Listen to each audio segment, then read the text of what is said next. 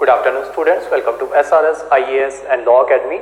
अब से जो हमारी पिछली क्लास थी उसमें मैंने आपको 8 साल की स्टोरी जो है वो सुनाई थी और अभी हम जो है अपनी क्लास में आगे कंटिन्यू करते हुए आज भी मैं आपको अगले 8 सालों की स्टोरी जो है वो सुनाऊंगा। 1935 से लेके 1943 तक की स्टोरी जो है एक स्टोरी लाइन में आपको बताऊंगा एंड देन इसी के बेसिस के ऊपर आपको जो है नोट्स जो है वो सेंड कर दिए गए हैं। देन आपको कुछ नहीं करना, बस एक स्टोरी को सुनना है एंड देन जो आपके नोट्स जो आपको सेंड किए गए हैं उनको जो है वो आपको देखना है, देन उनकी रीडिंग जो है आपको वो देनी है। ठीक है, तो हमारी स्टोरी में हमने जो है मैंने आपको बता दिया था कि अंग्रेज जो है 1935 में एक्ट ऑफ 1935 जो है government of India act of 1935 इसको ला देते हैं। वो कहते हैं कि हमने वेरियस जो साइमन कमीशन भेजा, देन हमने तुम्हें बोला कि तुम खुद से जो है अपना कॉन्स्टिट्यूशन जो है एक कंसेंसस लाओ और उसके थ्रू जो है अपना कॉन्स्टिट्यूशन जो है वो बना लो, लेकिन तुम वो भी नहीं कर पाए। और उसके अलावा हमने राउंड टेबल कॉन्फ्रेंसेस के 3 सेशंस किए, तुम वहां पे भी नहीं आए। ठीक है, तो अब हम जो है 1935 का एक्ट लाने जा रहे हैं।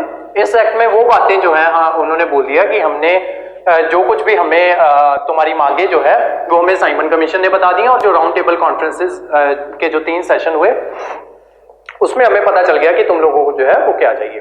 तो उसी के अकॉर्डिंग उन्होंने 1935 का ये जो था एक्ट जो था वो बना दिया। देन उसके बाद जो है जो यूपीएससी वाले बच्चे जो है उनको मैंने थोड़ा सा और आगे जो है वो करवा दिया था, वो आपको बता रहा हूं, लेकिन आपके एग्जाम पॉइंट ऑफ व्यू से वो बिल्कुल भी इंपॉर्टेंट नहीं है। उसमें से आपको एक भी क्वेश्चन नहीं आएगा, लेकिन स्टोरी जो है वो बीच में टूट जाती है, तो वो स्टोरी ना टूटे इस वजह से भी आपको ये चीज जो है ये मैं बता रहा हूं। ठीक है, तो 1935 के बाद 1937 में दोबारा से इलेक्शन जो है वो होते हैं। उस टाइम पे ब्रिटिश इंडिया जो होता है उसमें 11 प्रोविंसेस जो है वो होती हैं। 11 प्रोविंसेस में से 8 प्रोविंसेस ऐसी होती हैं जिसमें कांग्रेस जो है वो अपनी डायरेक्ट सरकार जो है वो बना लेती है। ठीक है, 2 प्रोविंसेस ऐसी होती हैं जिसमें कांग्रेस जो होती है वो अपनी इनडायरेक्ट सरकार जो है वो बनवा लेती है। मान लो कि किसी के साथ वो कर लेती है, क्या कहते हैं, कोलिशन गवर्नमेंट जो है वो वहां पे बना लेती है। 8 में डायरेक्ट कांग्रेस की अपनी सरकार है प्योर मेजोरिटी के साथ। 2 जगहें ऐसी हैं जहां पे इनकी क्या कहते हैं कोलिशन के साथ इन्होंने गवर्नमेंट बना ली। ठीक है, अभी कहां पे कांग्रेस की सरकार थी कहां नहीं थी कभी भी पेपर में ना तो पूछा गया ना ही ये पूछा जाएगा। ठीक है, नेक्स्ट, सिर्फ एक जगह ऐसी थी जहां पे कांग्रेस जो थी वहां पे अपनी सरकार जो है वो ना बना पाई, लेकिन मुस्लिम लीग जो थी, ठीक है, मुस्लिम लीग 11 प्रोविंसेस में से एक जगह पे भी अपनी सरकार जो है वो नहीं बना पाई। ये जो एक जगह थी यहाँ पे जो कोई तीसरी पार्टी जो थी, जैसे यूनियनिस्ट पार्टी हो गई, ऐसे और बहुत सी पार्टीज थी, पंजाब में पार्टीज थी, पंजाब में जैसे यूनियनिस्ट पार्टी जो है वो अपनी सरकार बना लेती है। ठीक है, तो ऐसे ही अलग अलग पार्टीज होती है, तो उनमें से कोई एक पार्टी जो होती है वो यहाँ पे सरकार जो है वो बना लेती है, कांग्रेस यहाँ पे सरकार नहीं बना पाती। ठीक है, तो मुस्लिम लीग जो है वो क्या सोचती है कि हमारा जो है इंडिया में इनको जो है एग्जिस्टेंस क्राइसिस जो है वो दिखने लग जाता है। उनको लगता है कि इंडिया में हमारा कोई भी फ्यूचर जो है वो नहीं है। तो उस वजह से क्या होता है, मुस्लिम लीग, और जब ये इलेक्शंस हुए थे ना तो कांग्रेस ने मुस्लिम लीग के अगेंस्ट कुछ बोला, ना ही मुस्लिम लीग ने कांग्रेस के अगेंस्ट जो है वो कुछ बोला। उनको ये था कि चुपचाप इलेक्शन हो रहे हैं, चुपचाप से अपने अपने जो है बातें जो सामने रखते हैं। ये बोले थे कि क्या कहते हैं, कांग्रेस कह रही थी कि हम जो है आजादी दिलवाएंगे आपको, ये सारे जो मेन मुद्दे होते हैं कि बेरोजगारी कम कर देंगे, ये वो, ठीक है, जिसके ऊपर आज भी इलेक्शन लड़े जाते हैं। तो ये बातें जो है कांग्रेस और मुस्लिम लीग ने ये बातें कह के उस टाइम पे इलेक्शन जो थे वो लड़ी है। आज से पहले जो मुस्लिम लीग जो थी वो कहा करती थी कि मुस्लिम इन थ्रेट, कि मुस्लिम जो है वो खतरे में है। आज जब 1937 के इलेक्शंस हुए, आज के बाद मुस्लिम ने कहना शुरू कर दिया कि इस्लाम इन थ्रेट। ठीक है, जब मुस्लिम इन थ्रेट की बात की जाती थी तो कुछ मुस्लिम जो थे वो मुस्लिम लीग की बात मान लेते थे कि हाँ वाकई में मुस्लिम जो है वो खतरे में है, और कुछ जो थे वो कहते थे कि नहीं, कांग्रेस के साथ इतना भी कोई खतरा नहीं है, कांग्रेस हमारे जो मुस्लिम जो है उनको भी तो अपने प्रेसिडेंट वगैरह जो है वो लगाती है। ठीक है, और कांग्रेस में मुस्लिम लीडर्स जो है वो भी जाके लड़ते हैं, इलेक्शंस लड़ते हैं। आज के बाद जब मुस्लिम लीग जो है उसने ये कहना शुरू कर दिया कि इस्लाम जो है वो खतरे में है, ठीक है, तो उस वजह से लोग जो थे वो धार्मिक भावनाओं के तहत जो है मुस्लिम लीग के साथ ज्यादा अटैचमेंट जो है वो उनकी हो गई। उसी के साथ साथ इन्होंने कुछ रिपोर्ट जो थी, फैब्रिकेटेड रिपोर्ट्स, वो निकाल दी, जिसमें ये कह दिया गया कि ये जो है कांग्रेस जो है ये आपकी मस्जिदें जो हैं उनको गिरा रही है, जो मुस्लिम विमेन जो है उनके साथ रेप्स जो है वो हो रहे हैं। उस वजह से ऐसी रिपोर्ट जो है वो सामने इन्होंने फैब्रिकेटेड रिपोर्ट जो थी वो निकाल दी, जिस वजह से मुस्लिम जो थे उनका टिल्ट जो है मुस्लिम लीग की तरफ जो है वो हो जाएगा। ठीक है, आज जहां पे मुस्लिम लीग कुछ भी कोई एक भी सीट जो है वो नहीं जीत पाई, एक भी प्रोविंस में सीट जो है वो नहीं ले पाई, और इनफैक्ट मुस्लिम मेजॉरिटी स्टेट्स थी ना, जो पंजाब जो थी वो मुस्लिम मेजॉरिटी स्टेट थी, और यहाँ पे बंगाल जो थी वो भी मुस्लिम मेजॉरिटी स्टेट थी, ये मुस्लिम लीग वहां पे भी सीट्स जो थी वो नहीं जीत पाई थी। ठीक है, तो इस वजह से इनको लगने लग गया कि हमें जो है अपना जो इनको एग्जिस्टेंस जो थी अपनी पार्टी की वो इनको खतरे में लगने लगी। इस वजह से अब के बाद इन्होंने अपना स्लोगन चेंज कर दिया कि इस्लाम जो है वो खतरे में है। ठीक है, और इसी वजह से आगे जाके आने वाले 10 सालों में 1947 के आसपास जो है ये अलग देश की डिमांड जो है वो कर देंगे। ठीक है, और उसी वजह से पाकिस्तान जो है वो बन जाएगा। ठीक है, तो ये कहानी थी आपकी मुस्लिम लीग की, किसके आसपास, 1937 के आसपास। ठीक है, अब चलते हैं आगे, और इसी वजह से पार्टीशन जो है वो होगी। ठीक है, बाकी और भी उसकी बहुत पहले से वजहें जो बनती आ रही हैं। ठीक है, ये कांग्रेस का हिंदू महासभा के तरफ जो है टिल्ट लेना। ठीक है, और उसके अलावा जब ये भारत माता जो है वो मूर्ति लाके कहते थे कि तुम्हें इसके लिए लड़ना है। ठीक है, तो वो जो कुछ डिफरेंसेस जो थे, कल्चरल डिफरेंसेस कह लो या रिलीजियस डिफरेंसेस कह लो, वो ऑलरेडी एग्जिस्ट कर रहे थे, लेकिन बाद में जाके मेन रीजन जो है वो ये बन जाएगा कि मुस्लिम्स को लगने लगेगा कि हमारा जो है इंडिया में कुछ नहीं हो सकता। इस वजह से वो जो है मुस्लिम लीग जो है वो अलग देश जो है उसकी मांग जो है वो करेगी। ठीक है, अब इसी बीच क्या होता है, वर्ल्ड वॉर 2 जो है वो स्टार्ट हो जाती है। ठीक है, वर्ल्ड वॉर 2 कैसे स्टार्ट होती है, ये आपका जर्मनी ये क्या करता है, पोलैंड के ऊपर जो है वो अटैक कर देता है। ठीक है, अब पोलैंड के ऊपर अटैक कर देता है, ये आपका जर्मनी, ये है पोलैंड। ठीक है, पोलैंड के ऊपर जो है ये अटैक कर देता है, और उसी के साथ डिक्लेयर हो जाता है कि वर्ल्ड वॉर 2 जो है वो स्टार्ट हो चुकी है। उससे पहले जर्मनी जो था वो ऑस्ट्रिया के ऊपर अटैक कर चुका था, और चेकोस्लोवाकिया जो है उसके ऊपर भी ये जो है अटैक कर चुका था, और उसके बाद जब वो पोलैंड पे फाइनली अटैक करता है देन वॉर जो है वो डिक्लेयर कर दी जाती है। ये अटैक वॉर डिक्लेयर होती है 1 सितंबर 1939 को, इस दिन वॉर जो है वो डिक्लेयर हो जाती है। एंड देन उसके बाद ये क्या करता है, बहुत ही क्या कहते हैं फास्ट अटैक करता है फ्रांस के ऊपर, और फ्रांस को भी ये जर्मनी जो है ये कैप्चर कर लेता है। जैसे ये फ्रांस को कैप्चर करता है उसके बाद जो स्कैंडिनेवियन कंट्रीज जो है आपकी, जैसे स्वीडन और नॉर्वे हो गया, ठीक है, नॉर्वे और स्वीडन, इनके ऊपर भी ये जो है ये अटैक कर देता है। और ये क्या करता है, जो रशिया जो होता है यहाँ पे उसके साथ जो है ये एक ट्रीटी जो है वो साइन कर लेता है, जिसको कहते हैं नो वॉर पैक्ट। ये नो वॉर पैक्ट जो है ये रशिया के साथ साइन कर लेता है, उसको कहता है कि मैं तेरे साथ लड़ाई जो है वो नहीं लड़ूंगा। ठीक है, और अब जो है यहाँ पे जो ब्रिटेन जो अलग बैठा है उसको खतरा आ गया कि रशिया जो है अब मेरे ऊपर अटैक जो है वो करना स्टार्ट कर देगा। ठीक है, तो सॉरी जर्मनी जो है वो मेरे ऊपर अटैक करना जो है वो स्टार्ट कर देगा। ठीक है, तो जर्मनी ने सबसे पहले किसको जीता, ऑस्ट्रिया को, देन चेकोस्लोवाकिया को, देन पोलैंड को, देन फ्रांस को, देन नॉर्वे स्वीडन को, एंड देन उसके बाद ब्रिटेन के ऊपर वो जो है वो अटैक जो है रशिया नहीं, ये जर्मनी जो है ये अटैक करने वाला है, और ये 1940 के आसपास ब्रिटेन के ऊपर अटैक जो है वो फाइनली वो भी कर देगा। ठीक है, और यूएसए जो है उसने अभी एंट्री लेनी है, वो अपना आइसोलेटेड बैठा है, यूएसए एंट्री लेगा 1941 में, जब जापान जो है यूएसए के पर्ल हार्बर जो है उसके ऊपर अटैक करेगा। ठीक है, ये सारी चीज जो है ये मैं दोबारा आपको वर्ल्ड हिस्ट्री में बहुत अच्छे से दोबारा करवाऊंगा। ठीक है, लेकिन यहाँ पे आपका लिंक बनाने के लिए कि इंडिया में जो है उसके क्या रिपरकशंस हुए, उस वजह से ये चीज जो है ये यहाँ पे करवा रहा हूं, वहां पे और अच्छे तरीके से करेंगे। ठीक है, तो ब्रिटेन जो था अब उसको इंडिया की जरूरत पड़ गई है। ठीक है, ब्रिटेन ने क्या किया, ब्रिटेन ने जब ये वॉर डिक्लेयर की ना 1 सितंबर 1939 को, तो ब्रिटेन ने साथ में क्या कर दिया, जो इंडियंस जो थे ना उनको भी ये कह दिया, इंडिया को भी वॉर में पार्टी बना लिया। ठीक है, कि इंडिया भी वॉर में जो है वो शामिल है, बिना इंडियंस जो एमपीज जो जीते थे ना यहाँ पे 1937 में। ठीक है, ये एमपीज जीत के ये क्या कर गए थे, काउंसिल में पहुंच गए। अब इनसे बिना पूछे इसने क्या किया, ब्रिटेन ने इनसे बिना पूछे कह दिया कि इंडिया भी वॉर में शामिल है। ठीक है, इस वजह से क्या किया, ये जो मिनिस्टर्स जो यहाँ पे बने थे काउंसिल में 1937 में, जो मिनिस्टर्स बने थे जीत के, वो सारी 11 प्रोविंसेस में, ऑलमोस्ट 10 प्रोविंसेस में जीत के जो मिनिस्टर्स बने थे, उन सबने एक साथ मिलके जो काउंसिल जो थी उससे रिजाइन कर दिया। ठीक है, जब जैसे ही वो रिजाइन करते हैं 22 अक्टूबर 1939 को। ठीक है, 22 अक्टूबर 1939 को सारे के सारे इंडियन जो मिनिस्टर्स जो हैं वो सारे के सारे एक साथ ही काउंसिल में से रिजाइन कर देते हैं, और उसी के साथ ठीक 2 महीने बाद 22 दिसंबर 1939 को मुस्लिम लीग जो है वो डे ऑफ डिलीवरेंस जो है वो मनाती है, सेलिब्रेट करती है day of deliverance. Day of deliverance जो है ये मुस्लिम लीग जो है ये मनाती है। उसका मतलब क्या था सेलिब्रेट करने का, कि फाइनली ये जो है कांग्रेस जो है उसको उससे जो है वो मुक्ति मिल गई है। ठीक है, कांग्रेस जो है वो फाइनली आपकी ये जो थी काउंसिल जो है उसमें नहीं रही है, इस वजह से मुस्लिम लीग, ये भी इंपॉर्टेंट है, डे ऑफ डिलीवरेंस जो है इसके ऊपर सवाल जो है वो आपको आते हैं। ठीक है, ये डेट आपको पता होनी चाहिए। ठीक है, 22 दिसंबर 1939। यहाँ पे डेट्स जो है, जो डेट्स अब बता रहा हूं वो डेट्स इंपॉर्टेंट है आपके लिए। ठीक है, तो 22 दिसंबर 1939 ये डेट इंपॉर्टेंट है, डेट याद रख लेना। इसी दिन डे ऑफ डिलीवरेंस जो है ये सेलिब्रेट किया गया था। नेक्स्ट क्या होता है,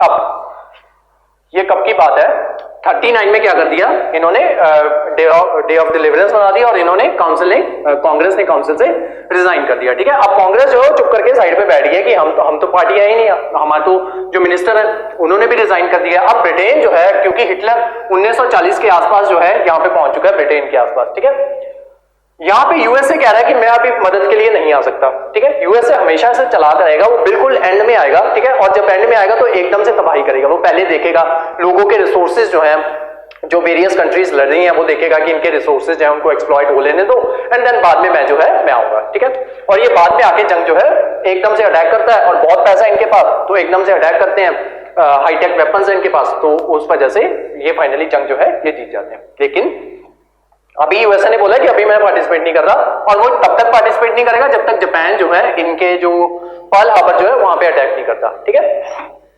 अब 40 चल रहा है, यूएसए ब्रिटेन को क्या कहता है, अगर तुम्हें जंग को जीतना है ना तो इंडिया को अपने साथ मिला लो। ठीक है, तो ये क्या करेंगे, अगस्त ऑफर लेके जो है ये अगस्त ऑफर नहीं, आपका क्रिप्स मिशन जो है, अगस्त ऑफर लेके जो है 1940 में ये इंडिया के पास आएंगे। ठीक है, तो इंडिया के पास आके बोलेंगे कि इंडिया से हेल्प जो है वो मांगेंगे, इंडिया को बोलेंगे हमें जो है वो आपकी हेल्प की जरूरत है। ठीक है, अब इंडिया जो है, इंडिया यहाँ पे पूछेगा, ये कहानी जो है ना ये मैं दोबारा से सुनाऊंगा आपको, आज एक पार्ट होगा, सेकंड पार्ट में मैं दोबारा 1940 से ही एक और कहानी सुनाऊंगा, उसमें जो है हम सुभाष चंद्र बोस जो है उनको भी इंक्लूड करेंगे। ठीक है, तो वो एक अलग कॉन्सेप्ट है, वो अलग तरीके से समझाऊंगा, आज सिर्फ एक अलग वे से जो है वो कहानी सुनो। ठीक है, तो 1940 से ही, क्योंकि सुभाष चंद्र बोस जो है वो आपके उधर चले जाते हैं, सिंगापुर चले जाते हैं, वहां से इंडियन नेशनल आर्मी जो है वो बना लेते हैं, एंड देन वो भी अटैक करेंगे। ठीक है, तो वो स्टोरी जो है वो कल के लिए रखते हैं अभी।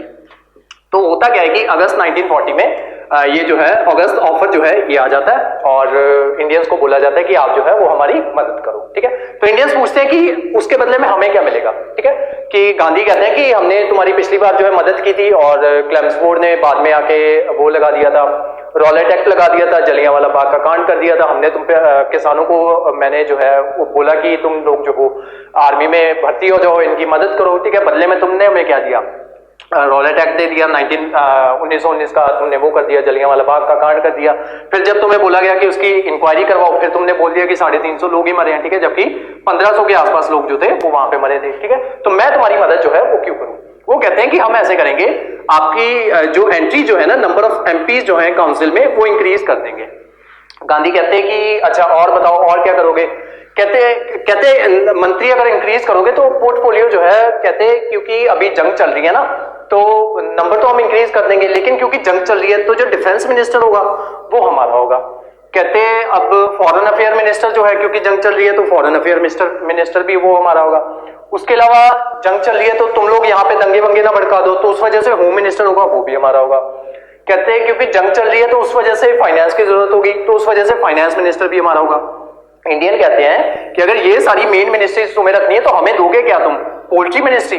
ठीक है, वो जो है कि हम पोल्ट्री फार्म्स बना ले। ठीक है, एग्रीकल्चर मिनिस्ट्री वो देखे, वो लेके हमने क्या करना है। ठीक है, तो इस वजह से कांग्रेस जो है इसको रिजेक्ट कर देती है। दूसरा वो कहते हैं कि अच्छा हम ऐसे करेंगे, एक वॉर एडवाइजरी कमेटी जो है, वॉर एडवाइजरी कमेटी वो बना देंगे। कहते हैं वो क्या करेगी, कहते हैं हम ना तुम इंडियंस को वहां पे मेंबर्स रख लेंगे वॉर एडवाइजरी कमेटी में, और तुमसे पूछ लिया करेंगे कि वॉर जो है वो क्या क्या हमें आगे जो है क्या करना चाहिए, क्या आगे स्टेप्स जो है वो हम ले सकते हैं। इंडियंस पूछते हैं कमेटी बना दोगे, तो जो कमेटी बनाओगे, जो हम रेकमेंडेशंस देंगे उसको मानोगे भी। कहते हैं वो तो सोचना पड़ेगा, पता नहीं तुम कैसी एडवाइस देते हो। कहते हैं वो हम पक्का नहीं कह सकते मानेंगे कि नहीं मानेंगे। इंडियंस कहते हैं बाहर में जाओ। फिर कहते हैं ऐसे करेंगे, तुम्हें आजादी दे देंगे, लेकिन तुम्हें जो है डोमिनियन स्टेटस जो है वो दे दिया जाएगा। यहाँ पे नेहरू कहते हैं कि भाई हम तो बहुत टाइम से डोमिनियन स्टेटस तो हमने छोड़ ही दिया हुआ है, हम तो बहुत टाइम से तुमसे मांग कर रहे हैं, 1929 से हम तुम्हें मांग कर रहे हैं पूर्ण स्वराज की, हमें तो डोमिनियन स्टेटस चाहिए ही नहीं, ठीक है। तो तुम्हारी समझ में नहीं आता, राउंड टेबल कॉन्फ्रेंसेस जो हुई वहां पे भी तुम्हें यही बात बताई कि डोमिनियन स्टेटस नहीं चाहिए हमें तो पूर्ण स्वराज चाहिए। तो इस वजह से अगस्त ऑफर जो होता है उसको जवाहरलाल नेहरू इसके लिए कहते हैं कि August offer is at that age a nail in a door, ठीक है, कि अगर एक दरवाजे में कील जो है वो गाड़ दी जाए, अगर एक दरवाजे में कील जो है वो गाड़ दी जाए तो वो कील जो है वो किसी भी काम की नहीं रहती, ठीक है, आप उसको दोबारा रीयूज जो है वो नहीं कर सकते। एक बार जब दरवाजे में पूरी तरीके से चली ही गई तो उसको ये रीयूज जो है वो कैसे करोगे? उसी तरीके से तुम्हारा अगस्त ऑफर जो है वो उतना ही बेकार है जितनी बेकार जो है एक दरवाजे में गई हुई कील, ठीक है। तो इस वजह से कांग्रेस ने इस चीज को रिजेक्ट कर दिया। मुस्लिम लीग जो थी उसने वो भी अगस्त ऑफर जो है उसको रिजेक्ट कर देती है 1940 में जो आता है। वो कहती है कि हम तुमसे कह रहे हैं कि हमें एक अलग देश चाहिए, ठीक है, अभी नाम जो है वो डिसाइड नहीं हुआ है, एक अलग देश जो है वो हमें चाहिए, तो तुम जो हो उसकी तुम बात ही नहीं कर रहे। तो मुस्लिम लीग ने भी उसको जो है वो रिजेक्ट कर दिया। उसी तरीके से हिंदू महासभा थी उसने भी इसको रिजेक्ट कर दिया। तो सभी ने जो है अगस्त ऑफर जो था उसको रिजेक्ट कर दिया। अब बढ़ते हैं आगे। अब जब ये सारे दुविधा में है ना तो ये जो नेता जो है ना वो इनके पास आते हैं, जो नेहरू वगैरह है वो गांधी के पास आते हैं। वो कहते हैं कि बापू ऐसे करते हैं कि क्यों ना हम जो ये अंग्रेज जो है ये मुसीबत में फंसे हुए हैं, ठीक है, थोड़ी सी सुभाष चंद्र बोस की स्टोरी भी बता देता हूँ, ठीक है। तो जेएल नेहरू जो हैं वो आते हैं गांधी के पास, उनको कहते हैं कि बापू देखो ये तकलीफ में है तो हम इनकी तकलीफ का ना फायदा उठाते हैं, तो हम ना यहाँ पे एक बड़ा एजिटेशन कर देते हैं। गांधी कहते हैं कि देखो ये जो बड़ा एजिटेशन की तुम लोग जो बात कर रहे हो, एक तो ये जर्मनी जो ब्रिटेन जो है वो ऑलरेडी मुसीबत में है, ठीक है, अगर हम कोई बड़ा एजिटेशन कर देंगे वो गुस्से में आके हमें ही पीट फूट देंगे, ठीक है, और हो सकता है गोलियां भी चला दें हम पे, तो अभी थोड़ा शांत बैठते हैं। अगर तुम इतना ही कहते हो ना तो हम ऐसे करते हैं कि एक इंडिविजुअल सत्याग्रह जो है वो चला देते हैं, कोई बड़ा एजिटेशन फिलहाल के लिए नहीं करते।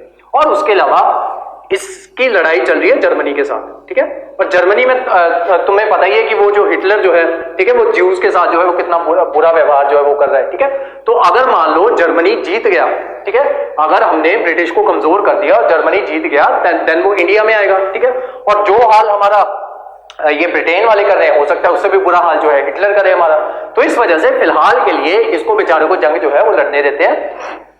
अगर तुम इतना ही कहते हो ना तो हम ऐसे करते हैं इंडिविजुअल सत्याग्रह जो है, इंडिविजुअल सत्याग्रह वो स्टार्ट कर देते हैं, ठीक है, बड़ा ही पीसफुल मैनर से होगा और ज्यादा बड़ा एजिटेशन नहीं करेंगे, यही थोड़ी थोड़ी छोटी छोटी जगहों पे जो है एजिटेशन जो है वो कर लेंगे। इसके लिए गांधी ने 3 नाम जो है वो सजेस्ट किए। सबसे पहला नाम था विनोबा भावे, विनोबा भावे, भावे। इनको जो है बाद में आगे जाके ये जो है भूदान आंदोलन जो है ये स्टार्ट करेंगे, ठीक है। तो ये गांधी को बहुत मानते हैं ये विनोबा भावे। नेक्स्ट है जवाहरलाल नेहरू, ठीक है, जो नेहरू जो है जो आके कह रहे थे कि कोई बड़ा एजिटेशन कर देते हैं, वो कहते हैं गांधी सोचते हैं कि नेहरू को यहाँ पे इंडिविजुअल सत्याग्रह में बिजी कर लेते हैं और इसका ध्यान जो है बड़े एजिटेशन से हट जाएगा। तीसरे जो होते हैं वो होते हैं ब्रह्मदत्त, ब्रह्मदत्त। तो गांधी इन तीनों को सिलेक्ट करते हैं, इन तीनों को कहते हैं कि तुम ऐसे करो इंडिविजुअल सत्याग्रह जो है वो कर दो, ठीक है। लेकिन होता क्या है कि जैसे ये स्टार्ट करते हैं थोड़े ही दिनों के अंदर ब्रिटेन आती है और इनको जो है, और ये कुछ नहीं कर रहे होते हैं सच, ये बहुत ही पीसफुली जो है अपने एजिटेशन जो है वो कर रहे होते हैं। धीरे धीरे लोगों को जो है वो बता रहे होते हैं कि अच्छा ऐसे करके जंग जो है वो लगी हुई है और हो सकता है हम जो है हो सकता है हम गांधी को मना लें कि कोई बड़ा एजिटेशन जो है वो कर दें, ठीक है। इसी वजह से इन तीनों को जो है चुपचाप जो एजिटेशन अपना कर रहे थे, कोई खास इनके खिलाफ अंग्रेजों के खिलाफ नारे भी नहीं लगा रहे थे, फिर भी इन तीनों को उठा के ब्रिटिश जो है वो ले जाते हैं। गांधी को गुस्सा आ जाता है कि यार एक तो तुम्हारी लड़ाई चल रही है, हम तुम्हारी मदद कर रहे हैं कि कोई बड़ा एजिटेशन नहीं कर रहे, तुम हमें छोटा पीसफुल एजिटेशन भी नहीं करने दे रहे हो, ठीक है, हमारा ही देश है, हमारे देश में हमें एजिटेशन जो है वो नहीं कर रहे हो। अब गांधी के ऊपर जो है वो प्रेशर आ गया कि बड़ा एजिटेशन जो है वो करना है, ठीक है। तो अब जाके आपका जो है ये बड़ा एजिटेशन जो है क्विट इंडिया मूवमेंट वो स्टार्ट करेंगे। लेकिन उसी बीच एक चीज और हो जाती है, वर्ल्ड वॉर से ही रिलेटेड एक चीज और हो जाती है। वो क्या होती है कि जापान जो होता है ना, ये जो फार ईस्ट में जापान जो होता है छोटा सा देश, वो इतने बड़े रशिया को जीत लेता है, ठीक है। और उसी के साथ साथ जो इंडो चाइना रीजन जो है जहां पे आपका वियतनाम आता है और लाओस आता है, साथ में कंबोडिया आता है और आपका वियतनाम, लाओस, कंबोडिया और जो भी वहां के जो पोर्टोरिको वगैरह जो रीजन होता है, ठीक है, वहां पे उस टाइम पे रूल कर रहा होता है फ्रांस।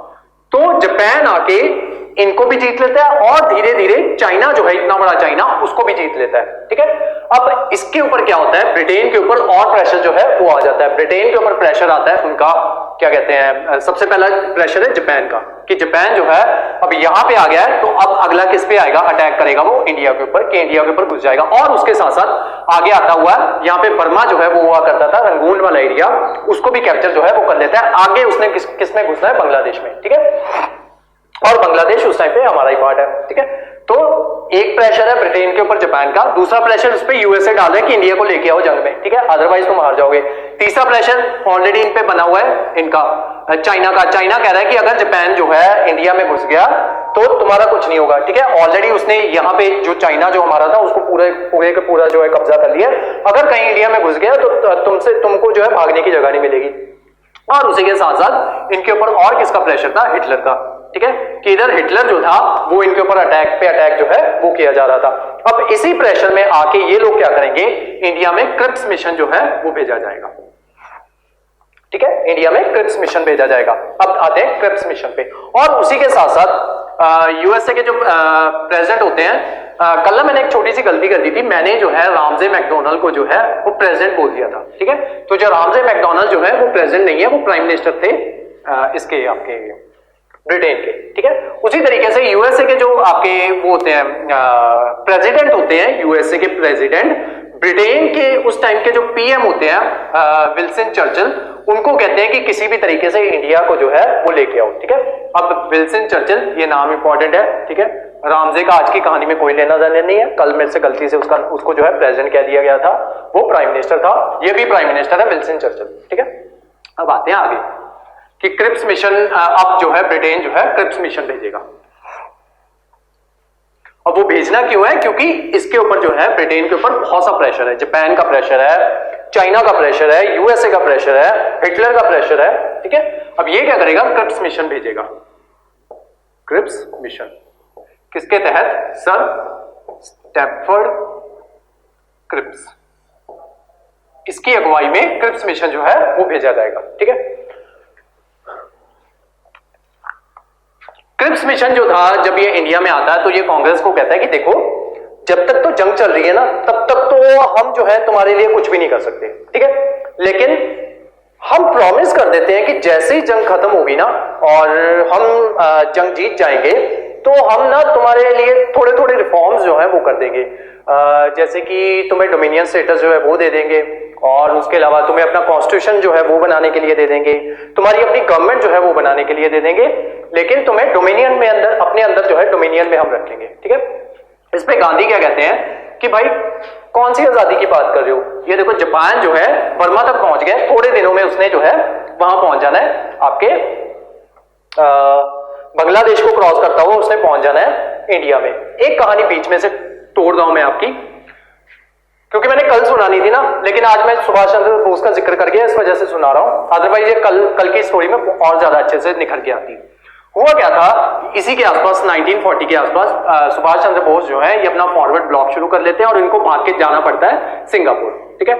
मैंने आपको बताया था राज बिहारी बोस का रेवोल्यूशनरीज के दौरान, ठीक है, तो राज बिहारी बोस जो है वो सिंगापुर चले गए थे और जापानियों के साथ उनकी दोस्ती जो है वो हो गई थी, ठीक है। और जैपनीज जो होते हैं वो क्या करते हैं, जब ब्रिटेन जो इनके ऊपर दूसरी जगहों पे जैसे सिंगापुर हो गया या दूसरी जगह जो होती है वहां पे लड़ रहा होता है ना, तो ये जैपनीज क्या करते हैं, इंडियन सोल्जर्स को कैप्चर कर देते हैं, ठीक है। और उससे पहले जो फर्स्ट वर्ल्ड वॉर हो रही थी वहां पे इंडियन सोल्जर्स को कैप्चर किया हुआ था, उन सोल्जर्स को राज बिहारी बोस जो है वो छुड़वा लेते हैं और अपनी एक फौज जो है वो बना लेते हैं, ठीक है। तो वो अपनी फौज की कमान 1940 में सुभाष चंद्र बोस को देते हैं। अब सुभाष चंद्र बोस वहां से रेडियो पे बोलेंगे, बापू को बोलते हैं कि देख, वहीं पे वो एड्रेस करते हैं महात्मा गांधी को फादर ऑफ द नेशन, ठीक है, कि मैं फादर ऑफ द नेशन को ये बताने जा रहा हूं कि मैं अपने तरीके से अपनी फौज जो है वो इंडिया में लाने जा रहा हूं, ठीक है। और यहाँ पे तू जो है अपने शोषे जो है वो माइंड व्रत वाले शोषे हो गए, वो सारे शोषे जो है वो तू ना करना, ठीक है। तो टेक्निकली ये जो है इनके ऊपर जो है अटैक्स कर रहे थे फादर ऑफ द नेशन कह के कि बुड्ढे देख, मैं आर्मी लेके आ रहा हूं, ठीक है, तू यहाँ पे अपने शोषे जो है वो ना करियो, ठीक है, पहली बता रहा हूं तेरे को। तो ये जो है 1940 की स्टोरी यहां पे चल रही है और यहीं पे ठीक है। जब ये जो है जापान यहाँ पे बर्मा तक पहुंच गया था तो वो इंडियन फोर्सेस लेके ही पहुंचा था। देन इनकी बांग्लादेश के आसपास जो है वो लड़ाई होगी इनके साथ, इंडियंस के साथ ही, ठीक है। लेकिन जहां यहाँ पे जापान जो है वो हार जाएगा, वो यहीं से बैकआउट कर लेगा और सिर्फ इंडियन फोर्सेस जो होंगी वो जापान की वो जो है वो आगे आएंगी, लेकिन वो जो है वो फोर्सेस हार जाएंगी, ठीक है। अब आते हैं वापस अपनी स्टोरी पे। तो गांधी इनको कहते हैं, जब क्रिप्स मिशन आता है तो गांधी इनको कहते हैं कि देखो कौन सी जंग की बात कर रहे हो, जापान जो है वो यहां तक पहुंच चुका है और हिटलर ने आगे आगे तुम्हारा बुरा हाल जो है वो किया हुआ है, ठीक है। सारा ये जापान जो है सारा रशिया जीत चुका है, ठीक है। अब तुम आके कह रहे हो कि तुम जंग अगर जीते तो, ठीक है। पहली बात तो तुम जंग जीतने नहीं वाले, ठीक है। दूसरी बात, अगर मान लो तुम जंग हार भी गए, ठीक है, जंग हार गए, तो जो तुम हमें प्रॉमिस कर रहे हो कि हम तुम्हारा जंग में साथ दे दें या ये कर दें वो कर दें, उसका हमें क्या फायदा होगा, ठीक है। जंग तो तुम ऑलरेडी हार जाओगे, फिर हम आजादी किससे मांगेंगे, जापानियों से। जापानी हमें बोलेंगे कि तुम्हें ब्रिटिश ने प्रॉमिस किया था, जाओ उनसे मांग लो आजादी, अब तो हम तो तुम पे रूल करेंगे, ठीक है। तो गांधी जो है वो इस वजह से इस मिशन को, जो स्टैनफोर्ड क्रिप्स का जो मिशन होता है, क्रिप्स मिशन, उसको ये कह के कह देते हैं, मना कर देते हैं। दूसरा उन्होंने बात किसकी की, डोमिनियन स्टेटस की। तो उन्होंने बोला यार डोमिनियन स्टेटस तो हम कब से नहीं चाहते, ठीक है। 1929 से तुम्हें कह रहे हैं कि हमें डोमिनियन स्टेटस जो है वो नहीं चाहिए, ये तुम्हें 10-20 साल हो गए, तुम्हें समझ ही नहीं आती उस बारे में, ठीक है। तो गांधी जो है इस मिशन को ये कह के रिजेक्ट कर देते हैं कि ये एक पोस्ट डेटेड चेक है, पोस्ट डेटेड चेक, कि तुम मुझे वो चेक दे रहे हो, एक पोस्ट डेटेड चेक जो है वो दे रहे हो कि तुम आज उसको कैश ना करवाओ, कैश तब करवा लेना अगर ब्रिटेन जो है वो जंग जीत गया, ठीक है। तो वो चेक जिसको आगे की डेट में कैश करवाना होता है, हम आगे की डेट लिख के साइन करके दे देते हैं कि तब तक जो है उस डेट को आप जो है या उस डेट के बाद जो है आप निकलवा लेना, उसको जो है पोस्ट डेटेड चेक कहा जाता है, ठीक है। तो गांधी कहते हैं तुम मुझे पोस्ट डेटेड चेक दे रहे हो। इसी में नेहरू अपनी एक लाइन ऐड कर देते हैं ऑन अ क्रैशिंग बैंक, कि ऐसे बैंक का तुम चेक दे रहे हो जो बैंक जो है वो डूबने वाला है, ठीक है, कि ब्रिटेन जो है वो जंग तो हारने वाला है, ठीक है। तो तुम जो है पोस्ट डेटेड चेक दे रहे हो ऑन अ क्रैशिंग बैंक, ऐसे बैंक का जो बैंक हारने वाला है, ठीक है, या जो बैंक जो है वो डूबने वाला है। तो इसी वजह से आपका ये क्रिप्स मिशन जो है ये भी लौटा दिया जाता है, ठीक है। तो ये सारी थी आपकी जो किस तरीके से क्विट इंडिया मिशन जो है, क्विट इंडिया मूवमेंट जो है वो लॉन्च होना है, उसकी सारी ये बैकग्राउंड जो थी वो मैंने आपको तैयार करके दे दी। अब क्रिप्स मिशन जो था उसके बाद आपका क्विट इंडिया मूवमेंट जो है वो स्टार्ट कर दी जाएगी।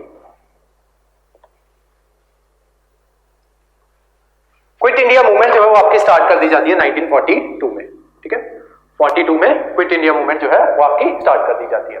होता क्या है कि जो जब ये मूवमेंट जो है उसको लॉन्च करना होता है, और ये उसी के बाद स्टार्ट की गई थी जो आपके इंडिविजुअल सत्याग्रह को जब सभी को कैप्चर कर लिया गया था ना, देन उनकी बेल वगैरह करवाई और वो वापस आए नेहरू वगैरह, ठीक है। तो उसके बाद आपकी क्विट इंडिया मूवमेंट जो है वो स्टार्ट की गई। 8 अगस्त 1942 को क्विट इंडिया मूवमेंट जो है ये स्टार्ट की जाती है। इसी वजह से इसको अगस्त क्रांति भी कहते हैं, अगस्त क्रांति, ठीक है। 8 अगस्त 1942 को जो है ये मूवमेंट जो है ये स्टार्ट कर देते हैं। उससे पहले जब सारे ऐसे बैठे होते हैं ना तो गांधी पूछते हैं कि अच्छा एक मास मूवमेंट जो है वो स्टार्ट करने जा रहे हैं तो इसका नाम जो है वो क्या रखें, ठीक है।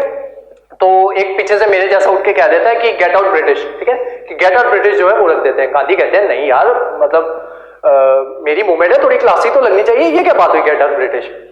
तो कहते हैं वो जो बंदा जिसने पिछली बार जो है बड़ा अच्छा नाम बताया था सिविल डिसोबीडियंस मूवमेंट, उस बंदे को बुलाओ, तो उसको बुलाया जाता है। तो यूसुफ मेहरौली जो होते हैं वो नाम सोचते हैं और सोच के कहते हैं कि ऐसे करते हैं क्विट इंडिया मूवमेंट जो है वो रख लेते हैं, ठीक है। गांधी को अगेन पसंद आ जाता है तो उस मूवमेंट का नाम जो है क्विट इंडिया मूवमेंट रख लिया जाता है। तो नाम किसके द्वारा सजेस्ट किया गया था, यूसुफ मेहरौली,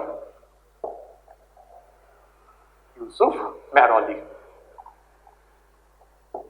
ठीक है। तो इनके द्वारा नाम जो है ये सजेस्ट कर दिया जाता है। देन फाइनली 8 अगस्त 1942 को बड़े जोरों शोरों के साथ बहुत पूरे देश को बताया जाता है कि गांधी जो है वो मूवमेंट स्टार्ट करने जा रहे हैं। पहले सी बातें जो है वो स्टार्ट हो जाती हैं कि क्विट इंडिया मूवमेंट जो है उसका नाम होगा।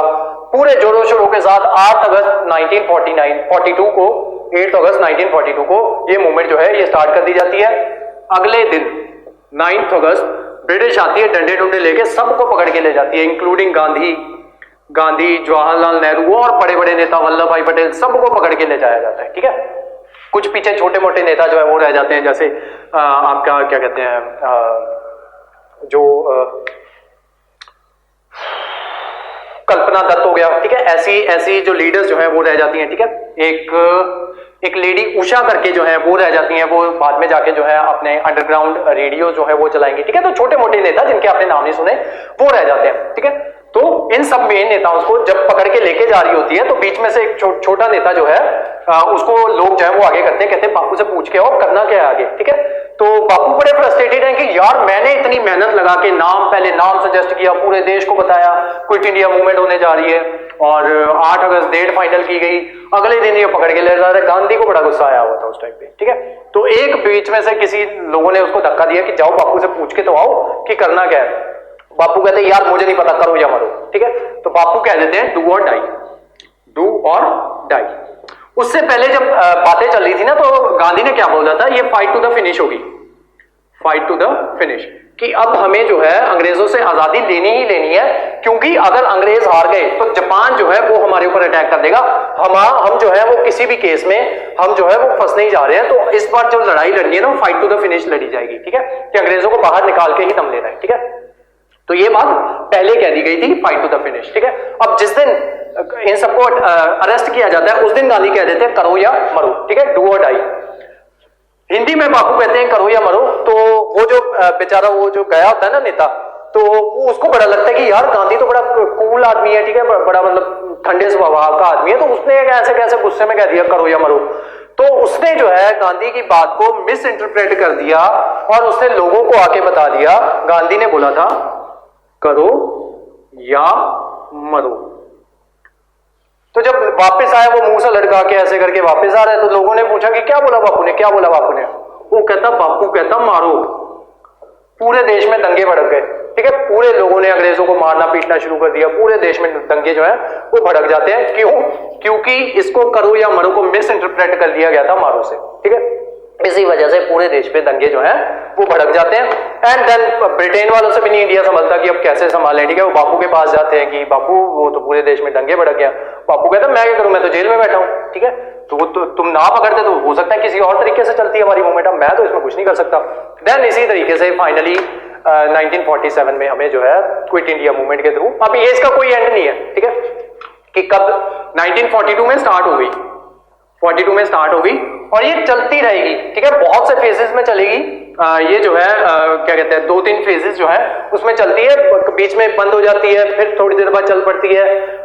ये इस तरीके से चलती है कि जो आपकी कभी भी नोटिस करो कोई भी चीज जब इंट्रोड्यूस स्कीम कोई भी इंट्रोड्यूस करवाई जाती है ना तो उसको बड़ी बड़ी सिटीज जो होती है वहां पे इंट्रोड्यूस करवाया जाता है, ठीक है। तो इसको पहले जब ये फेमस हुई तो सबसे पहले बड़ी सिटीज जो थी वहां पे इसका बहुत ज्यादा शोर था, ठीक है, वो उसका था फर्स्ट फेज। अब बड़ी सिटीज में क्या होता है उतनी ही उनकी एडमिनिस्ट्रेशन जो होती है वो अच्छी होती है, ठीक है। तो ये जो क्या कहते हैं बड़ी सिटीज जो थी वहां पे अंग्रेजों ने क्या किया, वहां पे एडमिनिस्ट्रेशन अच्छी थी तो अंग्रेजों ने क्या किया फटाफट जितनी भी ये जो मूवमेंट जो थी जो फैल रही थी उसको वहीं पे कैप्चर कर दिया, ठीक है। तो एडमिनिस्ट्रेशन क्योंकि अच्छी थी, पुलिस वहां पे बहुत ज्यादा थी, इसी वजह से फर्स्ट फेज में फर्स्ट जो उसका फेज है जो आपका सिर्फ अर्बन फेज है वहां पे जल्दी जो है इसको कैप्चर कर दिया जाता है। सेकेंड फेज है इसका, सेकेंड फेज में एक ना आपको फनी सी स्टोरी सुनाता हूं। जब ये जो सिविल डिसोबीडियंस मूवमेंट जो है ये स्टार्ट की गई थी ना तो एक लड़की थी इंदू।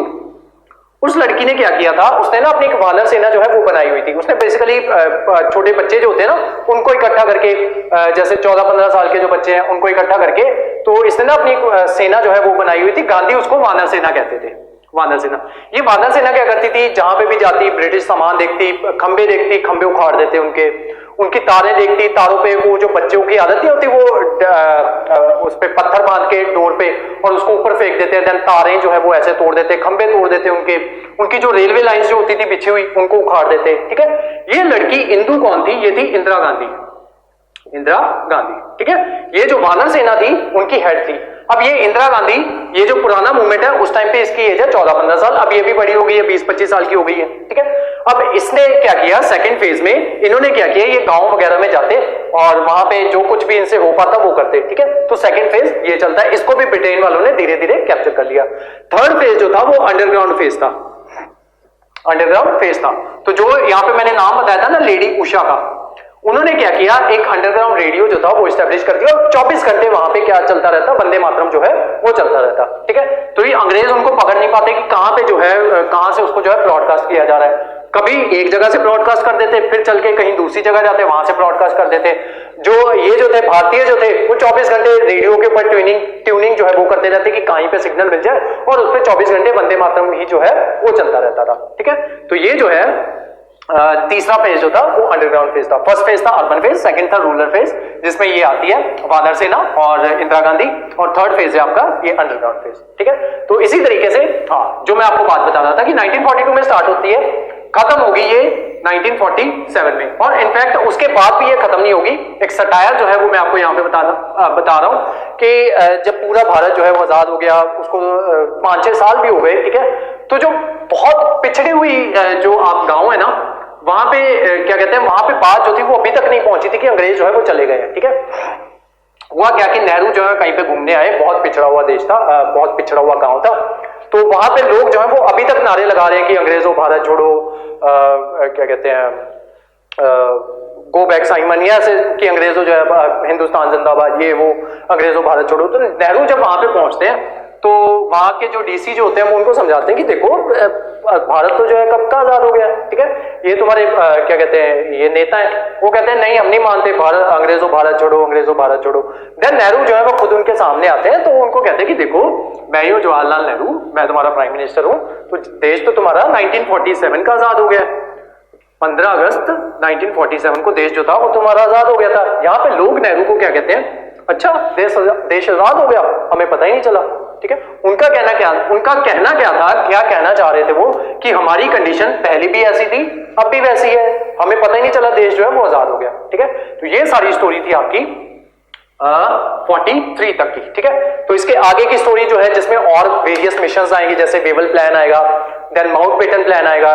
ठीक है, और बहुत सी चीजें जो है वो आएंगी, वो मैं आपको नेक्स्ट क्लास में कवर करवाऊंगा। ठीक है, तो आज की जो हमारी क्लास थी वो यहीं तक थी। Thank you so much.